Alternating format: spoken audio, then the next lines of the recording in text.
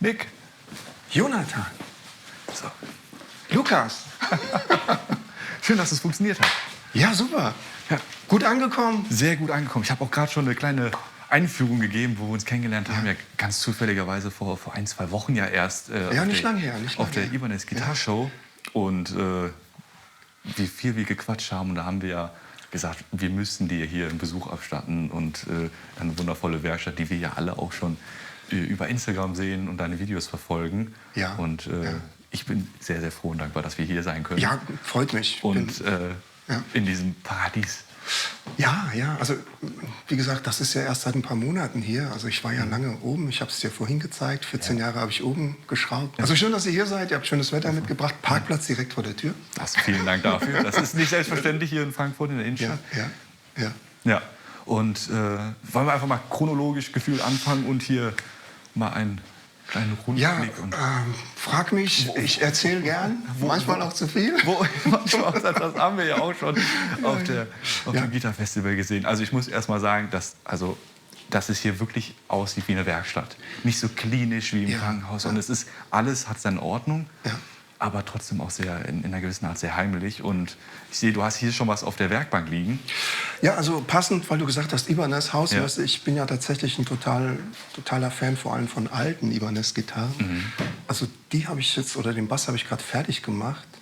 Da war irgendwie ein Fender-Decoll drauf und ich habe das jetzt mal in den Originalzustand zurückversetzt. Und hier, der Daniel hat mir sogar die Adresse für das Decoll in den USA geschickt, damit ich das Original, also von Ibanez auch, und ich mag diese alten Sachen von denen. Da hängt eine Firebird, ich weiß nicht, ob der Lukas das hat. Habe ich auch gerade gesehen. Und allein schon auch die Hölzer, können wir gleich oben drüber mal reden. In der Ankündigung habe ich gesagt, über das Beruf des Gitarrenbauers und auch des Gitarrenreparateurs. Ja. Du bist ja eher in dem Feld Gitarrenreparatur. Also bevor wir jetzt zu sehr ausholen, kann ich schon mal anteasern. Wir werden auch, oder ich werde dich auch in unserem Podcast Vollmassiv ein bisschen ausquetschen. Bin ich auch sehr dankbar, dass wir da eine kleine Special-Folge machen können und auch über das, was uns ja auch alle verbindet, die Gitarre sprechen und nicht nur spielen und Sound und was alles, sondern auch das Drumherum, wo viele Laien ja wenig Ahnung haben, weil du ja auch ein Handwerker bist. Das unterschätzt man ja, oder weiß ich nicht, sagt man ja nicht immer, weil du kommst aus einer Lehre, du hast das gelernt. Ich habe das richtig klassisch gelernt, also Berufsschule Mittenwald, mein Ausbildungsbetrieb war Schack Guitars. Mhm. Bin ja ein bisschen ältere Generation, für die es nicht kennen. Das war mit Warwick die größte Edelbass-Schmiede in Deutschland. Also wir haben tolle Sachen gebaut. Mhm. Ich hatte einen super Ausbildungsmeister und habe noch ganz viele Kontakte zu alten Kollegen. Andi Kuhns, Uwe von Tonfuchs. Ja, das ist schon eine besondere Zeit für mich gewesen und ich zehre heute noch davon. Also ich wäre nicht hier, hätte ich nicht diese Lehre gemacht. Ich habe davor schon Gitarren, ich sag mal, gebastelt, weil ich aus der Musik komme. Also ich glaube, was uns dann am Ende alle vereint ist, dass wir halt irgendwann Musik gemacht haben. Ja. Das bei mir vielleicht ein bisschen anders ist bei vielen Instrumentenherstellern. Also es gibt auch einige, die immer noch live auf der Bühne spielen, aber ich habe halt auch echt brutal viel auf der Bühne gestanden. Ja. Also ich hatte immer dieses... Und meine Kunden, die kamen auch während der Konzerte so und so, ja Nick, komm hier, kaputt, kannst du mal machen. Also, immer so, kannst du mal schnell. Ja. Also das ist quasi immer so eine Parallelwelt gewesen. Mhm. Also Musiker und ausgebildeter Handwerker. Und weil du gesagt hast, dass das alles so geordnet ist, das muss es ja auch sein, sonst flippe ich hier permanent aus, wenn ich einen Bohrer suche oder sowas. Das ist was anderes, wenn du mit Leuten in einer großen Werkstatt arbeitest, wie zum Beispiel beim Schack. Also 70% der Zeit verschwendest du damit, Sachen zu suchen, die deine Kollegen irgendwo deponiert haben, damit sie wissen, wo es ist, wenn sie es denn mal brauchen. Ja. Bei uns beim Store, wir haben ja auch eine Gitarrenwerkstatt mit top ausgebildeten Leuten. Deswegen bin ich auch froh, dass man diese Connection schafft und einfach, wir hatten darüber ja gesprochen, was uns ja alles verbindet, ist die Gitarre und nicht dieses Konkurrenzleben. Und da ist es auch so, dass es halt so geordnet ist und das hat jeder seinen Platz und deswegen finde ich das schön bei dir zu sehen und natürlich auch die Werkstattauswahl, also da kann man ja nur staunen. Ja, alles was man braucht, man muss nur wissen, was ist. Wenn man noch, wir haben die Firebird besprochen, wir haben da oben sehen wir natürlich ein paar Korpusse hängen, wenn wir ein bisschen, das ist ja hier so deine Das dein ist Hauptsitz alles, hier? also das ist alles, was ich an Werkstatt habe. Vorher waren es 8,3 Quadratmeter, also fast ein Drittel von dem hier, was jetzt hier ist. Ja. Also da, was der Lukas gerade filmt, das ist so mein Materiallager. Ja. Ich kann ja mal hier so die Kamera schubsen. Das ist von Peter Kura, Frankfurter Gitarrenbaulegende. Also hier diese ganzen Fächlein und so, da bin ich auch immer froh, weil da gibt es dann mal so Schräubchen, die du nirgendwo kriegst. Ja. Und dann... ja, und vor allem, wenn du die irgendwo hinlegst, dann diesen... Das ist wie mit einem Pleck, du legst es irgendwann, ist weg. Nee, Plex, da gibt es diese Zwerge. Da gibt es diese Zwerge. Ja. Die sind eigentlich nur dafür auf der Welt. Ja. Und klauen dir die Plex. Genau. Ja. Also, hier habe ich Hälse, an denen ich gerade arbeite.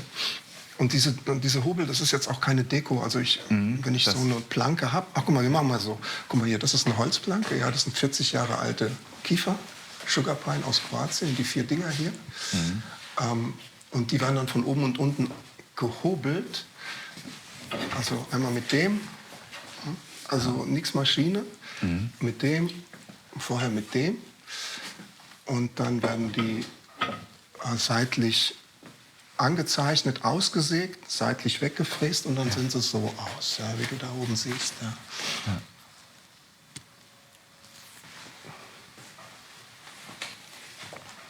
Genau.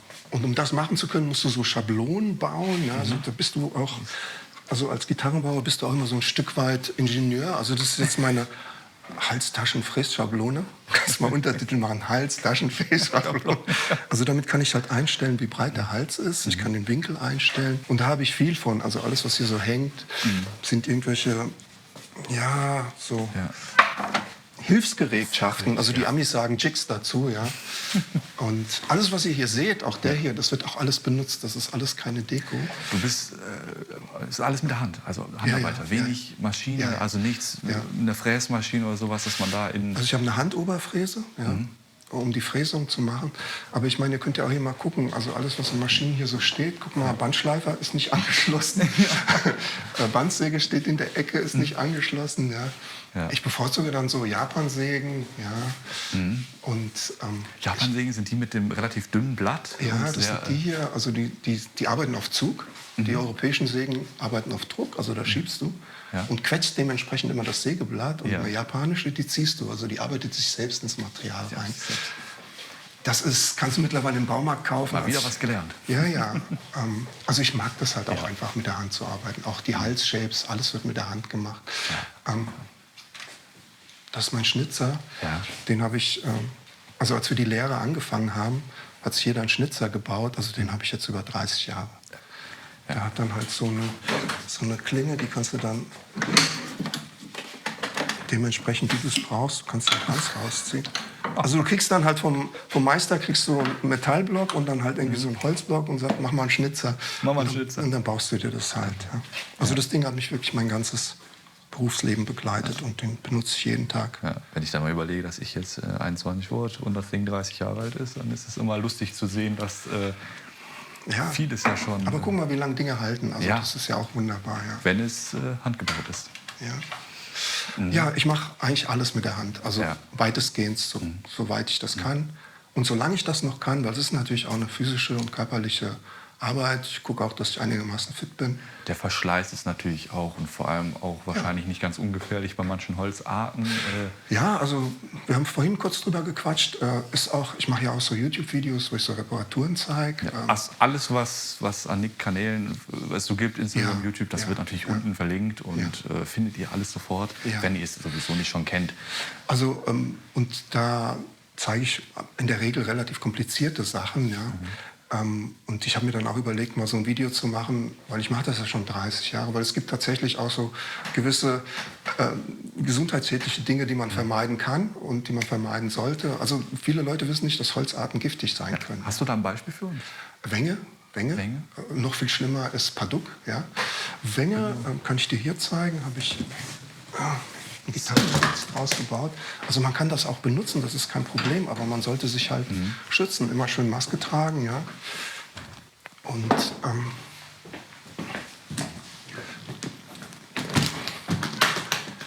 ist so, also wirklich wunderbar schön ausschauendes Holz. Das quasi der Hals aus einem Stück Wenge gemacht. Und das fasst sich halt auch toll an. Das musst du auch nicht lackieren, das ist dann nur geölt. Oder, also bekannt wurde Wenge eigentlich durch Warwick. Habe ich zu viel erzählt? Sag, hey Nick. Nein, also ich glaube, wir sind... Also Warwick kennt wahrscheinlich jeder, ja. Warwick ist ja entstanden, Vorgänger war ja Framus und die haben ein riesen Holzlager gehabt mit Wenge. Und dann haben die eigentlich in den Anfängen Spektorbässe kopiert. Also diese ganzen Thumbs und so, das sind Kopien von Spektorbässen, ja. Oder dran angelehnt, ja. Und die haben dann halt durchgehende Wengehälse gemacht, abgesperrte Wengehälse. Und dann wurde das populär. Ob das jetzt ein wirklich tolles Klangholz ist, da können wir mal einen anderen drüber philosophieren. Ja, genau. Aber es ist vor allem halt giftig, damit zu arbeiten. Und man sollte sich schützen. Man sollte sich schützen vor Epoxy, Sekundenkleber und ganz schlimm die Beschleuniger, damit er schneller hart wird. Ja, also Leute nicht am Kleber riechen. Ja. Ja. Aber das ist ein wunderschönes Modell. Wenn wir da einmal kurz noch quatschen können. Das ist quasi mein selbst entworfenes und auch gebautes Modell Drug, also geschrieben wie die Droge, heißt aber im Slawischen der Kollege oder the mate, in Englischen beschreibt es am besten. Ja.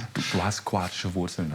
Ich bin Kroate, ja. Sogar was Heimatliches, sogar dieses Modell von der Namensgebung. Richtig. Halt auch, finde ich, diese Geschichte, das so halt schwer. Das Holz ist auch quasi aus Familienbestand. Das ist ein Stück Kiefer, also die Amis sagen Sugar Pine.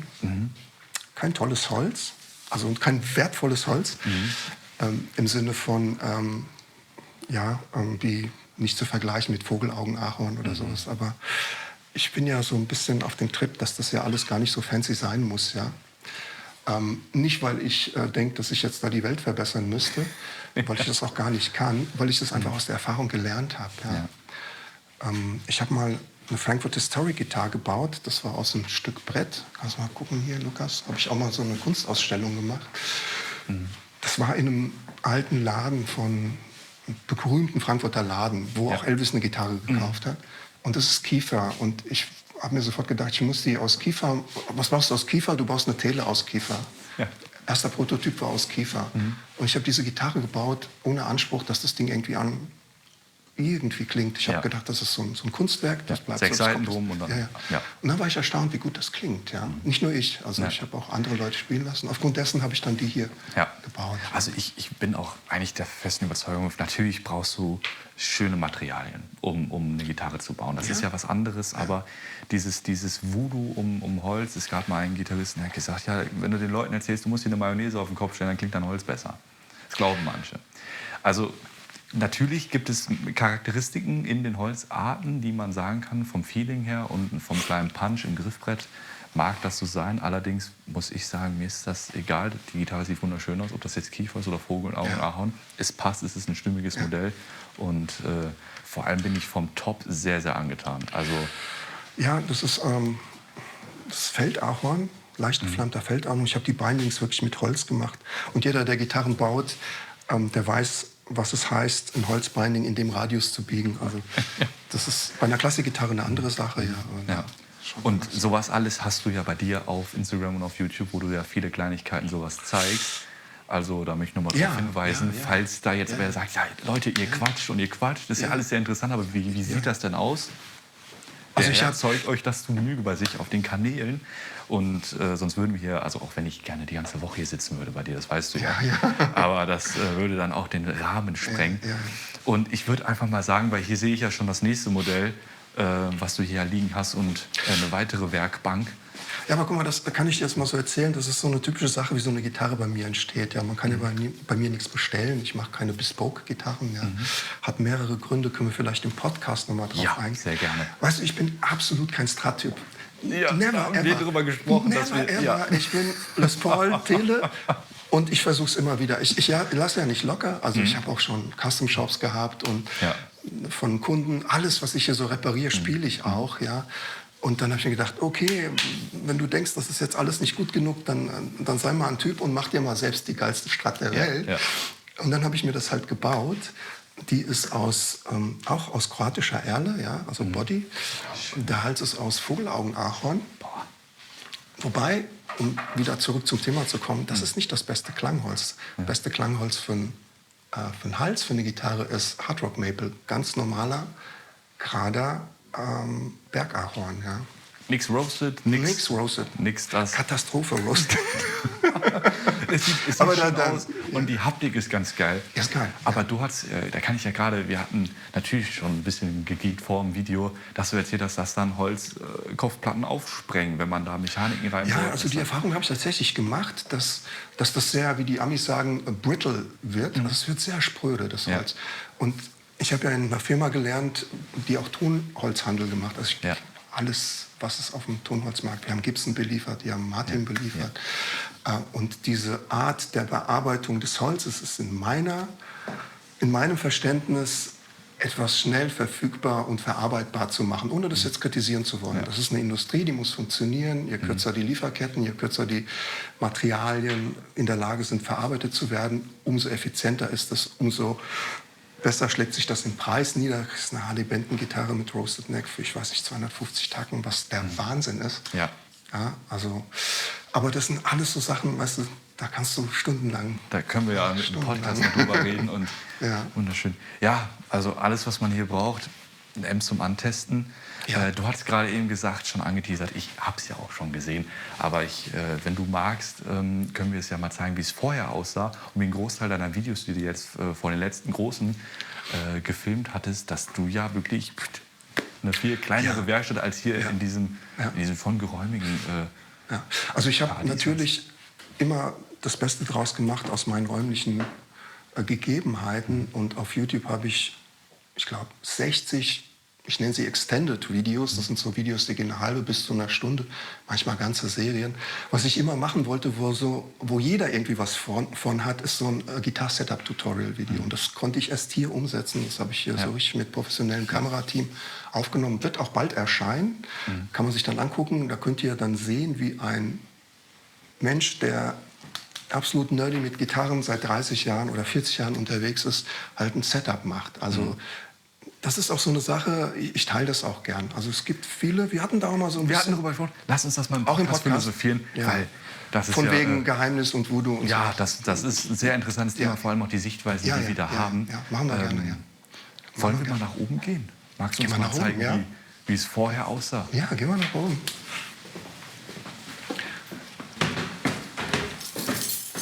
Jeder Gang macht schlank, ne, sag ich nur. Also wo ich auch auf jeden Fall merke, dass du ein absoluter Supergeek bist, weil wir sind jetzt hier hochgelaufen und überall steht hier noch was. Ich sehe Ja, noch ja. Holz rum und es ist wirklich verrückt. Ich gehe mal vor, Ja, ich bin geh mal du. so frei. Ja. Ja, das war mein altes Gitarrenbauerreich. Also hier, da stand ich immer. Hier war die Werkbank. Und ja, das war so meine einzige Lichtquelle, die ich hatte. Aber Ja. also, weil ich das vorhin erwähnt habe, 99% der Videos, die ihr so auf meinen Kanälen seht, sind hier entstanden. Ja. Hier und im Nachbarraum habe ich die Soundcheck-Videos gemacht. Können wir auch mal Da reinschauen. können wir auch gleich mal, Ja, genau. Ja, aber es ist doch schon ein deutlicher Unterschied Ja, ja. zu unten und auch die Arbeit natürlich, weil du hast halt das Instrument, das liegt halt nur mal hier. Und wenn wir sehen noch ein paar Abdrückstellen da an den Wänden, Ja. wo die Schränke montiert waren und auch hier Ja. ein paar Also Krakelnotizen. kleine weißt du? Krakelnotizen. Aber das ist ja das. Ne, wenn man in der Materie drin ist und so. Ah ja, da telefonierst du mit dem Kunden, was für ein Tuning? Ah, CG, ADG, dann krakelst du das halt schnell mal das hin. ist ja. klar. So, das ist, Man lebt es dann ja halt auch. Ja. Ja. Das ist ja jetzt nicht so eine Firma, wo du zugewiesene, ich meine, du machst ja alles. Ich mache das ja auch alles allein, das haben wir gar nicht erwähnt. Ne? Ja, Also, du- also ich mache auch die Videos, mache ich alles mit meinem iPhone und bis auf dieses Gitar-Setup-Tutorial, was jetzt demnächst kommt, das habe ich mit einer professionellen Firma gemacht. Und 1- oder zweimal im Jahr mache ich so Outbreak-Videos. Ja. Also mit so Geschichten, könnt ihr euch vielleicht angucken. Mein größtes Projekt heißt es. Das hat auch ein Filmemacher gemacht. Da geht es natürlich auch um Gitarre.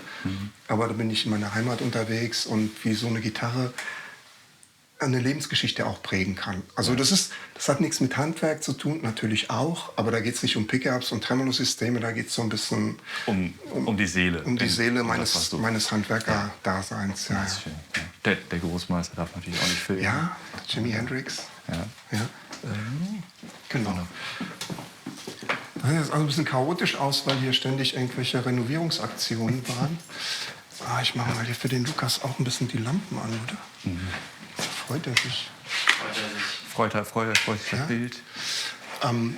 Also ich habe dann irgendwann mal, hat mich mein damaliger Zahnarzt, der leider verstorben ist, der auch Musiker war, hat gemeint, hey Nick, deine Reparaturvideo ist total geil, aber zeig doch mal, wie das dann klingt, wenn es fertig ist. Und ich habe ja jahrelang auf der Bühne gestanden.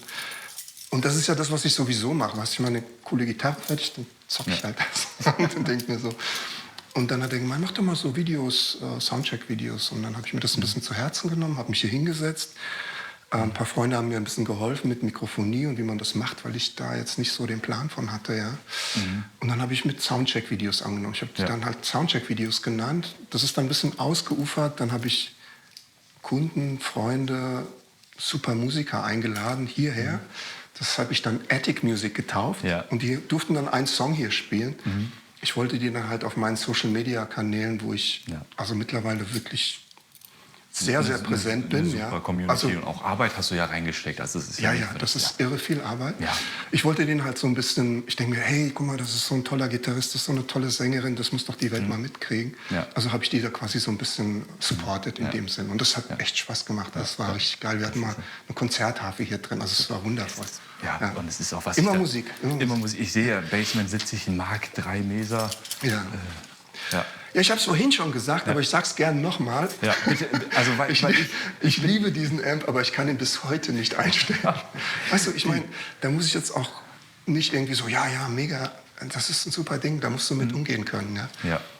Das sind alte Echoletten. Ja, da kannst du mal, da bin ich auch viel zu jung, um... Na, der hält. Also Echolette wurde dann von Dynacord gekauft. Das ist eine alte deutsche Marke. Da haben die Beatles drüber gespielt. Also im Prinzip ist das hier ein 40 Watt Vollröhrenverstärker mit 4 Kanälen. Das hier, ja.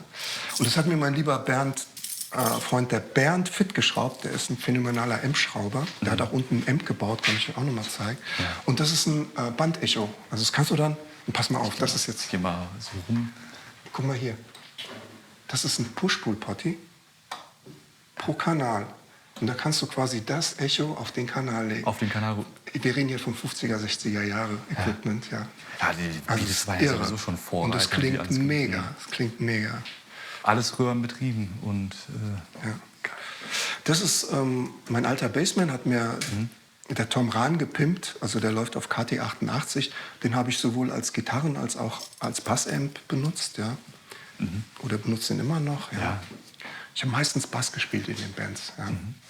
Auch hier so die Mörderanlage. Ja. Lukas, guck mal hier. Also die habe ich mir damals vom Thomas Eich bauen lassen. Habe ich einen halben Geld gekostet, aber ich habe die auch designt und da sitzt halt irgendwie ein 1000 Watt Class D drin mit einer Röhrenvorstufe. Das ist ein riesen Kühlschrank, ey. 3 12er, ein 15er. Boah. Neodym. Ja. Also damit füllen sie einiges weg. Wenn du willst. Ja, genau. Ja, deswegen musstest du hier den Putz erneuern. Ne? Hast das Ding angeschmissen und gespielt, da kam der Putz von der Decke. Nee, da war keiner. Das war hier ein ganz zugiger Raum. Also wir haben wirklich tolle Vermieter und die haben das dann gedämmt letztes Jahr. Die haben das dann noch gestrichen. Also hier hat es echt gezogen wie Hechtsuppe. Ja. Und wenn du dir so alte Soundcheck-Videos von mir anguckst, da siehst du mich mit einer roten Nase und mit so Stulpen, weil es einfach nicht ging. Da waren halt irgendwie so im Herbst waren dann halt hier 5 Grad. Ja. Und dann so Seiten sind ja auch nicht gerade warm. Ja, die sind, wenn die kalt sind einmal, dann wird die Hand auch nicht mehr warm. Fabelhaft. Ja, vielen Dank. Ja, und wie gesagt, von allem die Basis. Und auch der Grund, warum du oder ihr jetzt hier ist halt die Musik. Ist die Musik das, was uns verbindet. Und ich bin froh und auch sehr dankbar, die Storys, die du jetzt schon geteilt hast. Ja. Und deswegen würde ich mal die Überleitung bzw. Abschluss des Videos und dann Überleitung für den Podcast. Nick, vielen Dank. Gerne doch, ja. Hat mir Spaß gemacht. Ja, falls ihr Fragen an Nick habt, schreibt es unten in die Kommentare oder alle Social-Media-Kanäle von dir, YouTube, Instagram, werden natürlich unten verlinkt. Und dann würde ich einfach mal sagen, nochmal vielen Dank und gerne. Dann ab zum Podcast. Machen wir das so. Ciao, ciao. So.